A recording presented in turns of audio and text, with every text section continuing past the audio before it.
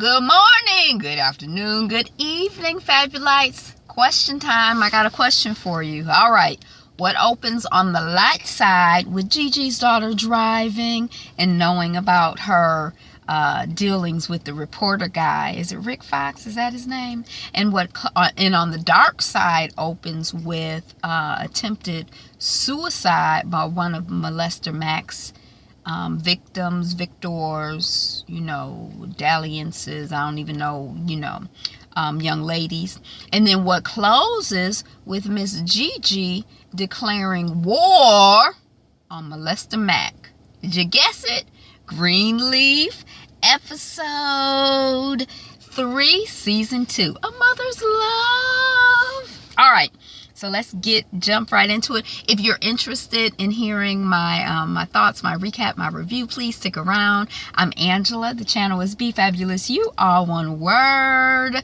And thank you for liking, commenting, and subscribing, dear. Okay.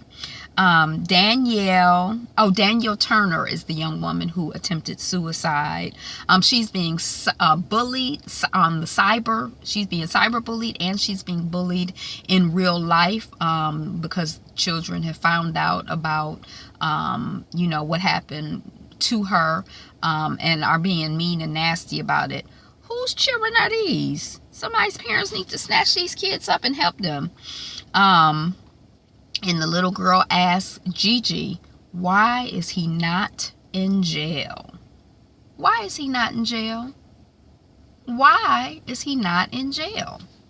Okay, so First Lady May is nostalgically walking around her home. It's actually in the rooms where her son, Triumph 2, Pastor Jacob Greenleaf, used to be. I don't know if they used to be in a room or a suite of rooms or, kind of how that worked, but she's kind of walking through it.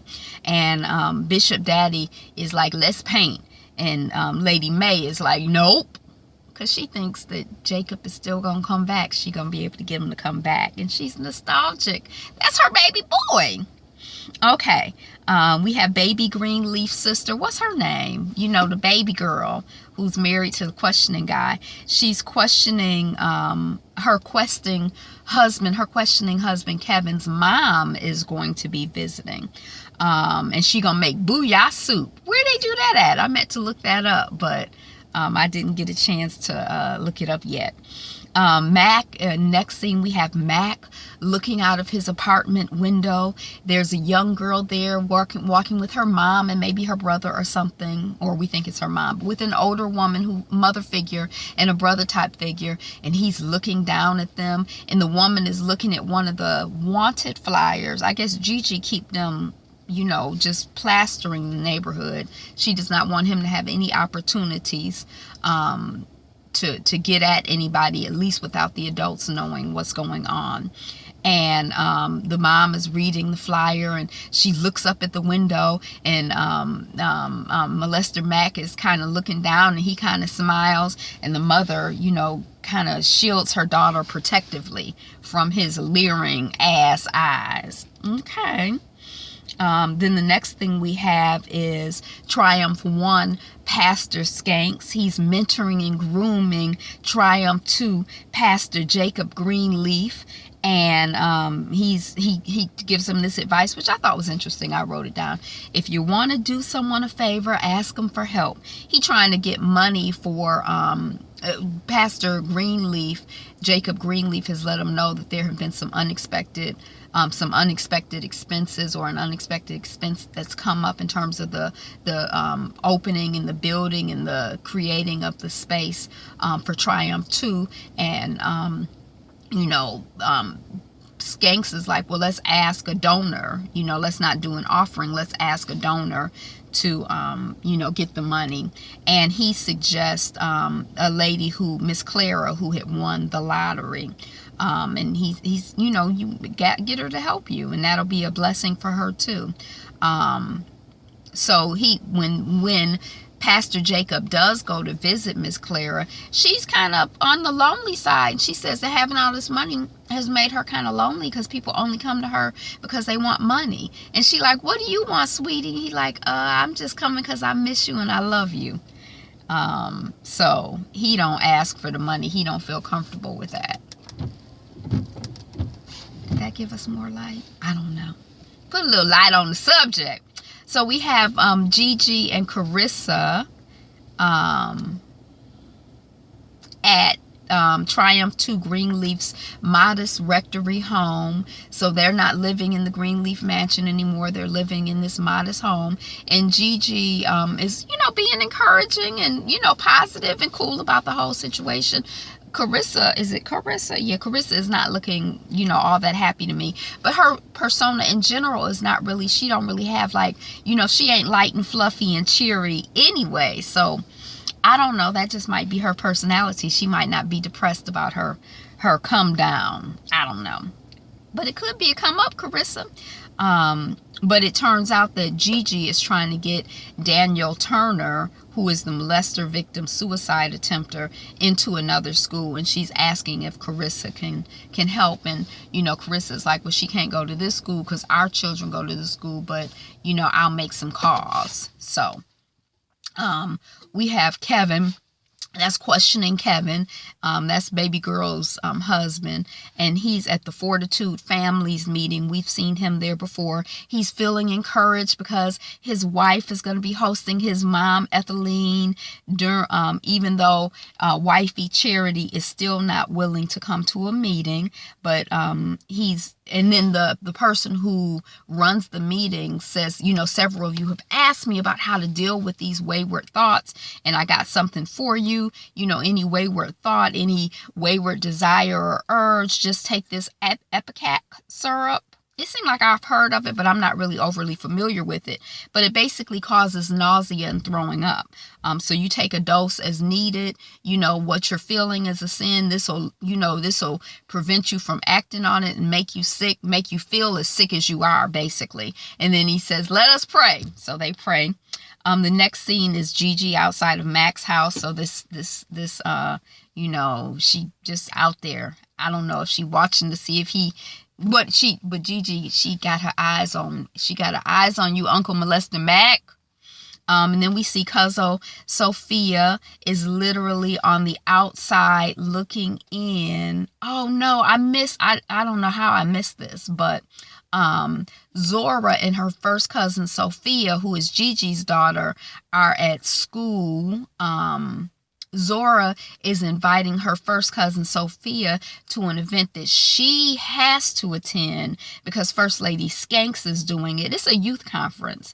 And at the same time that she's inviting her cousin, her phone is blowing up. I don't know if it's text messages or tweets or whatever, but she keeps looking at her phone and giggling and laughing. And her cousin Sophia wants to be a part of the fun. What's up? But Miss Zora is just too immersed in what she's doing to hear or even notice or acknowledge or pay attention or respond when her cousin is basically like, who that? So then later on, we see the cousin Sophia literally on the outside looking in as Zora is admiring the performer guy. His name is Isaiah, and he's performing. And then later on, a moment later, we see Zora getting kissed on by the performer guy, Isaiah. And she says she's about to leave. Sophia, her cousin, is like, I thought you had to be here. And Zora is like, well, I signed in, but I'm about to bounce. You coming? And Sophia's like, no, I'ma stay. And when we hear Isaiah leaving, I think I heard this young man say, he's getting out of here, brother. It's party time. Zora. Isaiah. Nah. But Sophia's good girling it. She's staying at the event. The next thing we see is Kevin with his wife Charity and who's baby girl Greenleaf. And we see his mom Ethelene finally meeting the baby, her arrival and everything. We see Gigi. Next we see Gigi and the reporter, the former basketball, Rick Fox is his name. They're out at lunch. She's telling him off the record about the Daniel Turner suicide attempt and the kids at school bullying her. So Mac Daddy Rick Fox is courting her at Crab Daddy's, and he cracking crabs for her, and invites her to hang out after that. You got to go back to work. It depends. Okay, well, I think we should do something to break the ice or let off steam or something, he says. But anyway, he's guest starring, I noticed, I think when the credits roll today. Is that right? Or when I saw him. So I guess he's not going to be there forever. I like Rick Fox. I like his character. I like the two of them together. Darius, he's reporter Darius. We see that a radio show, the bishop and first lady, and we only see one staff member, but there are two staff members there. They're listening to a radio show. They're all excited. The pastor is promoting the revival, and then right when they start getting into the meat, it gets cut off. That's all the time we have for this mess, and it gets cut off by a commercial for Triumph Church.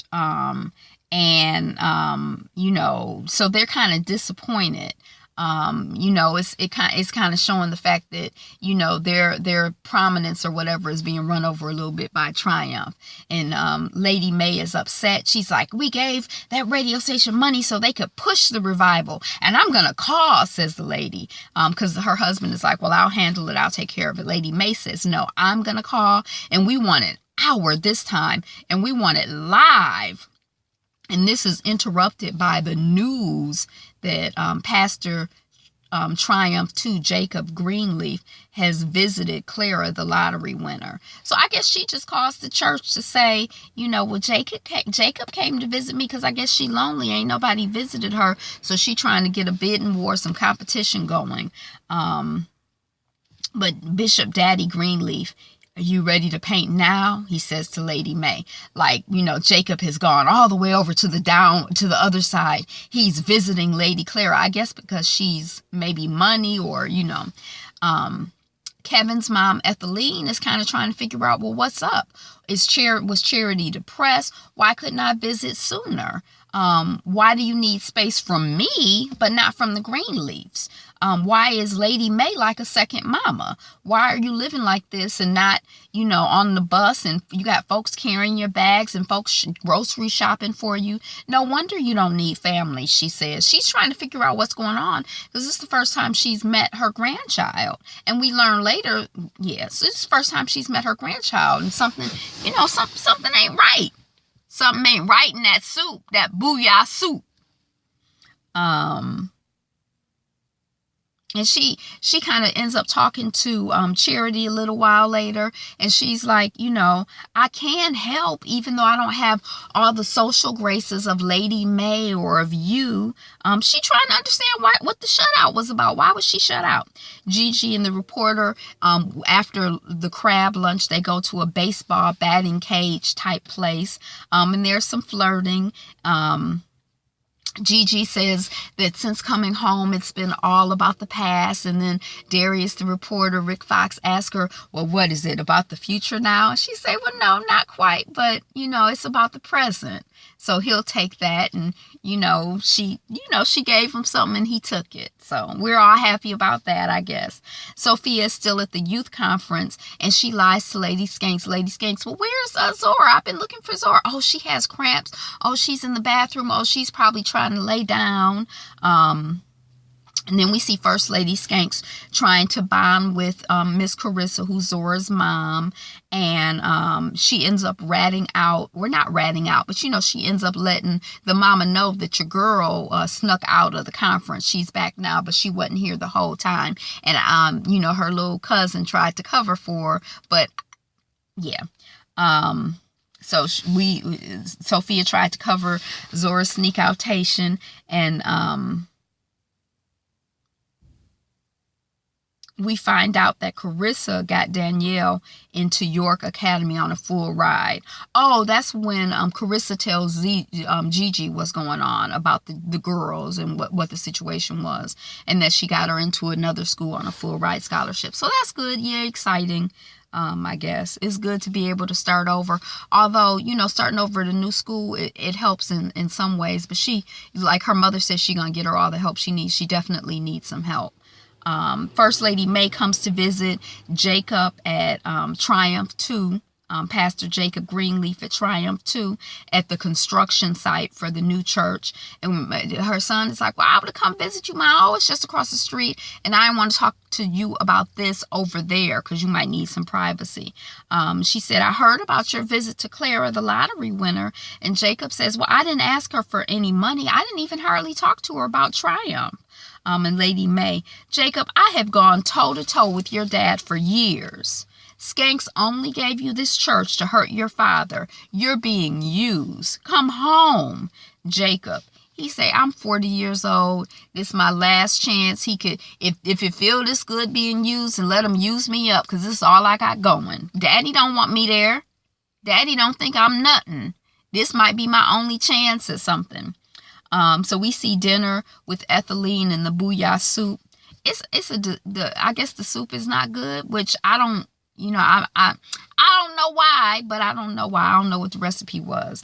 But Bishop didn't know that baby girl Greenleaf Charity and her husband questioning Kevin were having issues, because he's asking questions. Well, grandmama, Kevin's mama, why didn't you come visit earlier? And she's like, I've been trying to come visit. I've been trying to get time off from the bank. I've been trying to get a bus ticket, but they wouldn't give me no dates. I don't know why I didn't visit earlier. It seemed like he's stirring the pot, or is he really just oblivious? That's not his area in the household. And she asked, she want to be a grandmother too. Are you ashamed of me? She asks her son, and she leaves the table. Kevin leaves the table, or maybe Kevin leaves the table, then Ethylene, then Charity, then finally Gigi is the only one at the table. And I guess the soup didn't even smell good, because little baby girl had said the house smelled like a cafeteria, like school lunch cafeteria or something. So, they browning chicken. I don't eat chicken, but I don't know. I don't know how hard is it to cook soup, what they put in it to mess it up. I'm going to look up a recipe for booyah soup, because now I'm talking about it, I'm like, what? How you mess up a chicken soup? Okay. Mom wants to know what she's done. This is Kevin and Mama Ethylene in the room. And, he tells her, look, until here recently, I've been in a hotel. You've been in a hotel? Mama Ethylene want to know, well, what happened? Did you cheat? And he's like, no, he didn't cheat. And leave it alone. And then the mama, and mamas be knowing stuff. This is a mother's love. And she's like, oh, I see. Does Charity know? And he tells her that Charity knows. And she just, she holds him. She hugs him. I guess she knows her son, and she loves and accepts him, as he is. Yeah. We see Zora's dad grounding her. When Ethylene is leaving, she says, my only son. Without those 3 words, the Bible would have just been a blur to me. I thought that was really interesting. We see Lady May being watched by her hubby, Bishop Daddy, as she's managing the refreshment of Jacob's area. So she done moved on. Now that Jacob told her, look, I don't care what you say. I'm with, Pastor Skanks. I've moved on. So she's moved on. She's getting the space, refreshed, and her husband is happy she's moving on. Pastor Skanks asked Pastor Greenleaf about Mother Clara, the lottery winner. Did he get the money? How much did he get? And Pastor Greenleaf is like, no, I ain't ask her for money. I'm not going to ask her for money, but I will get the money. We see the mother of Mac's victim, suicide attempter, she says she's going to get the daughter all the help she needs this time. Gigi tells the mom that she is there. She can call her, and the mom is like, what, to have the girl call you? And Gigi is like, no, you can call me if you need to. So that's kind of cool, woman to woman, for whatever it's worth. And then I'm trying to figure out, is the mom Gigi's assistant? Because there's a scene where the assistant or the receptionist is on the phone, and it seems like she's on the phone with a girl who's upset because she done seen Mac downtown. And the woman, the mother, the grandmother, or whoever, the assistant is like, well, it's only 500 feet. Okay, I know, I understand the girl is freaking out. She don't want to even run into him. Trauma. This child is traumatized, and molester Mac don't even feel guilty or bad. And that's something right there. Okay, and then we see Gigi going to Mac's place. She is battling Mac's truck. Like, she is batting it up, batting in the windows, batting in the hood. And he comes out, alarms get set off. He comes out of his apartment, and they have a stare down. Molester Mac and Gigi just stare at each other.